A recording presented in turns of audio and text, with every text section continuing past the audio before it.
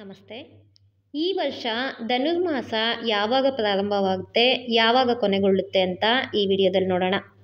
2023 2024ನೇ ವರ್ಷದ ಧನುರ್ಮಾಸ ಡಿಸೆಂಬರ್ 17, 2023ರಂದು ಪ್ರಾರಂಭವಾಗುತ್ತೆ. ಜನವರಿ 14, 2024ಕ್ಕೆ ಧನುರ್ಮಾಸ ಕೊನೆಗೊಳ್ಳುತ್ತೆ. ಧನುರ್ಮಾಸವನ್ನು ಕೆಲವು ಪ್ರದೇಶಗಳಲ್ಲಿ ಅಶುಭ ಅಂತ ಕರೀತಾರೆ. ಯಾಕೆ ಅಂತಂದರೆ ಈ ಧನುರ್ಮಾಸದಲ್ಲಿ ದೇವರಿಗೆ ಸಂಬಂಧಪಟ್ಟಂತೆ ಪೂಜೆ ಮತ್ತು ಶುಭ ಕಾರ್ಯಗಳನ್ನು ಮಾಡಿದ್ರೆ ತುಂಬ ವಿಶೇಷ. ಕುಟುಂಬಕ್ಕೆ ಸಂಬಂಧಪಟ್ಟಂತೆ ಯಾವುದೇ ಶುಭ ಕಾರ್ಯಗಳನ್ನು ಈ ಧನುರ್ಮಾಸದಲ್ಲಿ ಮಾಡಬಾರ್ದು. ಧನುರ್ಮಾಸ ಅಂದರೆ ಸೂರ್ಯನು ಧನುರಾಶಿಯಿಂದ ಮಕರ ರಾಶಿಗೆ ಸ್ಥಳಾಂತರಗೊಳ್ಳುವ ಅವಧಿ.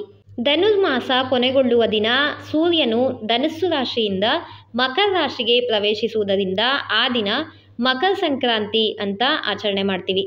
ಧನುರ್ಮಾಸದಲ್ಲಿ ಬೆಳಗಿನ ಸಮಯದಲ್ಲಿ ವಿಷ್ಣುವಿನ ಆರಾಧನೆ ತುಂಬ ವಿಶೇಷ. ಹಾಗೆ ಆ ಸಮಯದಲ್ಲಿ ವಿಷ್ಣು ಸಹಸ್ರನಾಮವನ್ನು ಪಠಿಸುವುದು ಅಥವಾ ಕೇಳುವುದು ತುಂಬ ಒಳ್ಳೆಯದು.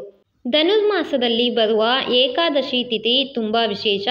ಈ ಏಕಾದಶಿ ತಿಥಿಯನ್ನು ಮೋಕ್ಷದ ಏಕಾದಶಿ ಅಂತಲೂ ಕರಿತೀವಿ.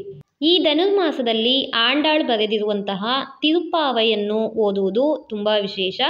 ಹಾಗೆ ತಿರುಪತಿಯಲ್ಲಿ ಧನುರ್ಮಾಸದಲ್ಲಿ ಆಚರಿಸಲಾಗುವ ಪ್ರಮುಖ ಕಾರ್ಯಕ್ರಮ ಅಂದರೆ ಗೋದಾದೇವಿ ಕಲ್ಯಾಣ. ಧನುರ್ಮಾಸದಲ್ಲಿ ದೇವರಿಗೆ ಸಂಬಂಧಪಟ್ಟಂತೆ ಕೆಲವು ಸಣ್ಣ ಸಣ್ಣ ವಿಷಯಗಳನ್ನು ಮಾಡಿದ್ರೆ ಕೋಟಿ ಪುಣ್ಯ ಫಲ ಸಿಗುತ್ತೆ.